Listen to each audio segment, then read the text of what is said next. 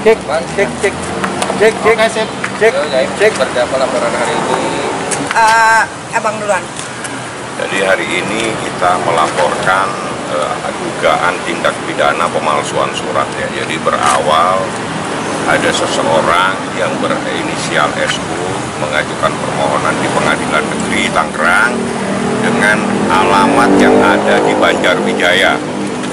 Banjarwijaya di Blok Apaman itu ada di permohonannya, nanti biar bisa secara jelas ya. Jadi dasar itu saya komunikasikan dengan ini kok ada penetapan tahun 2018 ya. Jadi ada beberapa hal, alamat dan agama. Kita komunikasikan dengan Niki. Saya selanjutnya datang ke kelurahan menanyakan ke RT dan RW apakah ada seseorang yang bernama Sajat Putra tinggal di sana. Ya, jadi kita tanyakan secara tegas. Ternyata ada surat dari kelurahan yang pada intinya tidak ada seseorang yang bernama SU tersebut ya. Jadi ini ada suratnya secara tegas. Nah, berdasarkan hal tersebut hari ini kami datang ke Polres Metro Tangerang Kota. Konsultasi awalnya apakah ada unsur pidana dari perbuatan tersebut. Setelah kita konsultasikan, pada akhirnya kita membuat keputusan, membuat laporan dugaan tindak pidana pemalsuan pasal 266 ayat berapa tahun itu, Mas? Berapa tahunnya? Iya, 7 tahun. 7 tahun. Nah, siapa yang melakukan? Karena kita ingin dilakukan sebuah proses hukum secara transparan, kita minta supaya dalam lidik. Tapi yang terpenting bahwa pemohon di dalam permohonan penetapan tersebut adalah bernama Sajat Putra. Itu ada penetapannya, bisa dilihatkan penetapan tersebut karena kita keberatan anaknya yang sudah diselamatin, yang diberikan banyak doa, tiba-tiba mau diganti namanya, ya seperti itu. Jadi penetapan itu mengganti nama anak kita dari Aska Ragila Mawardi menjadi Aska Ragila Putra. Najis. Nah, itulah masalahnya. Jadi ada hal-hal termasuk ada kaitannya dengan kewarganegaraan seseorang. Jadi ini kita merasa keberatan karena selama ini dialah yang membesarkan, yang banting tulang dari kecil sampai besar. Nah, kita melaporkan hari ini dan alhamdulillah direspon sangat baik oleh Polres, sehingga kita diterima oleh penyidiknya, diberikan wawasan tentang kasus ini seperti apa. Nah, akhir ini kita sudah melaporkan, tadi tanggal lapornya mana-mana MP-nya. Berarti soal perubahan nama ya, akte. Sebetulnya intisarinya bukan itu. Kalau perubahan nama itu kami mengajukan kasasi.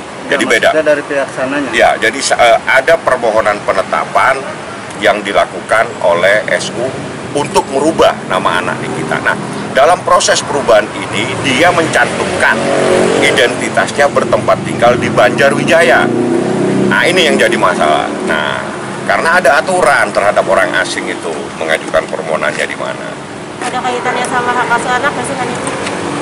Hak asuh anak kayaknya udah nggak. Kalau hak asuh anak ya secara hukum sampai detik ini itu haknya nih kita. Berdasarkan putusan Pengadilan Agama Jakarta Selatan itu nggak bisa diganggu gugat. Oke, untuk kerugian sendiri terutama buat Nyai sendiri lebih ke apa sih? Kerugiannya lebih ke apa gitu? Kerugiannya lebih ke jijik. Kenapa, Pak? Karena mendingan naruh nama almarhum bokap daripada nama dia. Kan yang biayain bukan dia. Lahir sendiri, besarin sendiri, udah gede dilaporin polisi, sekarang suruh ganti nama. Kan aneh-aneh. Gitu.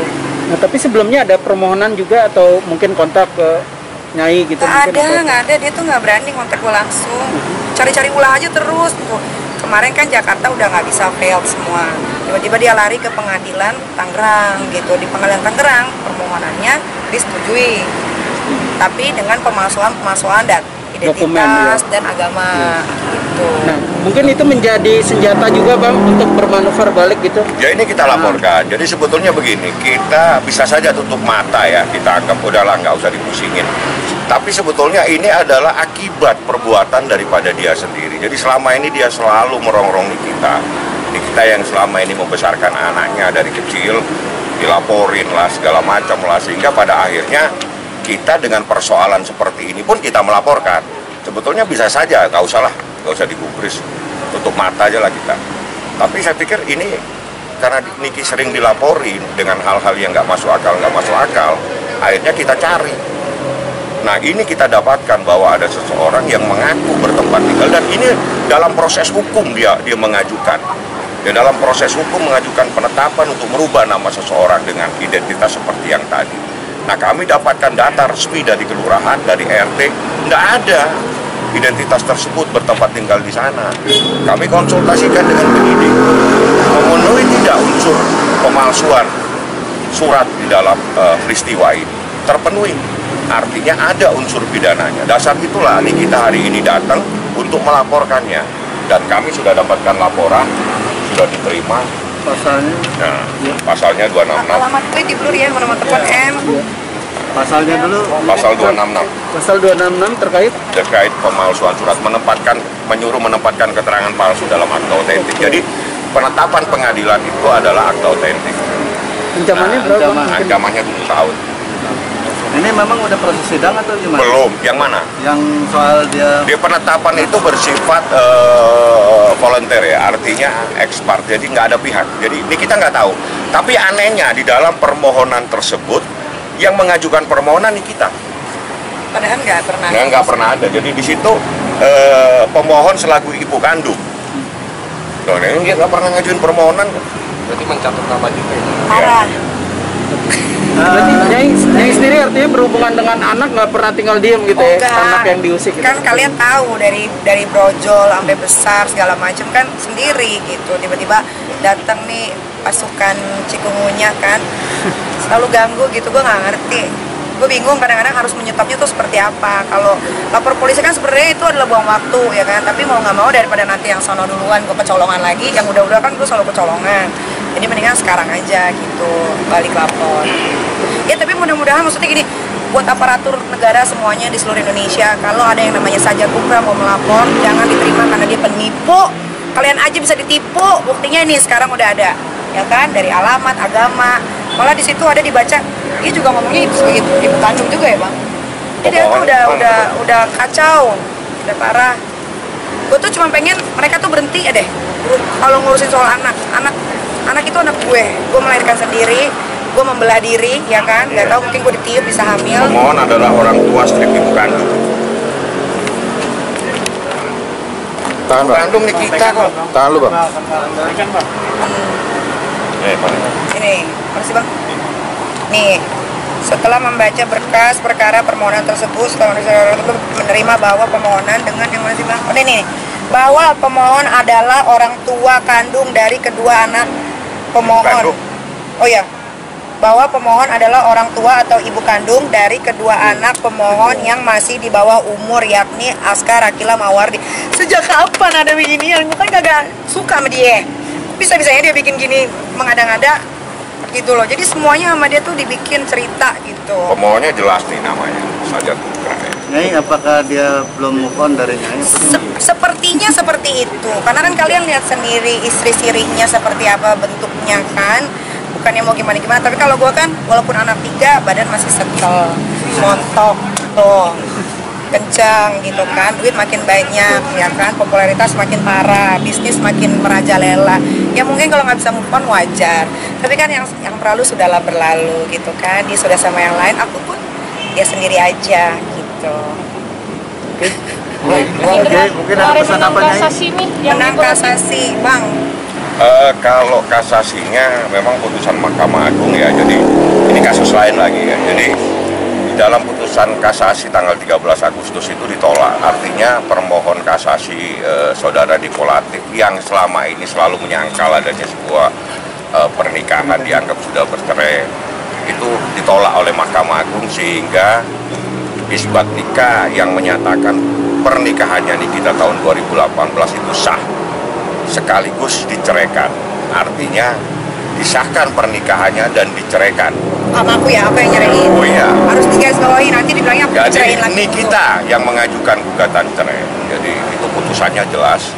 Nah, berdasarkan putusan itu ada implikasi hukum terkait dengan persoalan isbat nikah ini, putusan tersebut. Karena apa? Dengan perkawinan yang dinyatakan sah menurut hukum, anak yang lahir dari perkawinan yang sah adalah anak yang sah dengan akibat hukum yang melekat pada anak tersebut. Seperti itu. Masih panjang, urusan ini panjang kali lebar nantinya, karena saya akan kejar-kejar persoalan-persoalan lain. Tunggu tanggal mainnya. Dan ini menguntungkan bagi pihak mami sendiri ya? Menguntungkan nggak menguntungkan, sebenarnya gini, kenapa ada isbat itu akhirnya sekarang disahkan, karena Niki melahirkan anak itu bukan anak dari luar nikah, itu anak sah dalam pernikahan cuman siri gitu kan, tapi kan sekarang sudah di ini ya Bang, Sudah disahkan gitu. Jadi sebenarnya ujung-ujungnya buat anak. Nah ini gue kasih tahu lagi buat kalian perempuan-perempuan yang dinikahkan secara siri dan laki-lakinya kurang ajar, bisa kok disahkan, tenang aja, kalian bisa ambil itu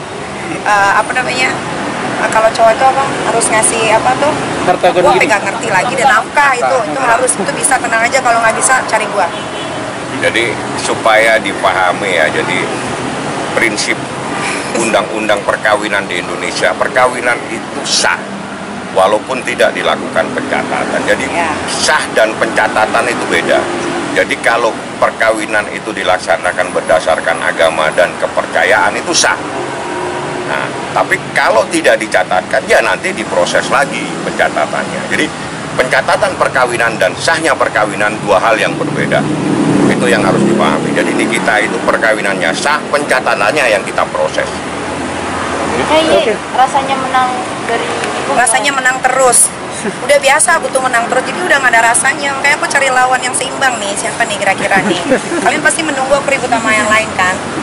Masalahnya lagi nggak ada yang bagus gitu musuh-musuhnya. Jadi aku makanya berdiam diri dulu gitu. Tapi nanti bentar lagi ya ada berita yang besar juga, aku tunggu aja. Mungkin pesan buat yang kalah dari mami. Pesan buat yang kalah, kan aku udah bilang dari dulu, kalau mau lawan kita itu jangan cuma pakai emosi, tapi pakai otak, ya kan. Gue tuh selalu bilang ke lawan-lawan gue tuh akan kasih mereka itu ke sampai garis finish, tapi ketika udah mau sampai pasti gue kebut. Itu selalu yang gue lakukan, dan kalian tahu sendiri kan, bukan gue menyombongkan diri, tapi ya gue masih di sini gitu.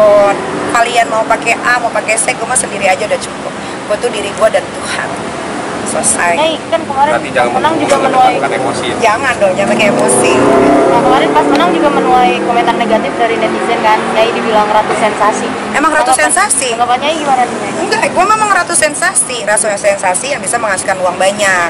Kan banyak tuh ratu sensasi, tapi kan uangnya nggak ada. Balik lagi, kalian gak usah munafik bilang uang tuh nggak dibawa mati. Jangan salah. Kalian nggak ada uang pasti mati kan? Ya udah, selesai. Oke. Terima kasih. Thank you. Oke, Mami. Makasih, Mami. Iya yang di mobil.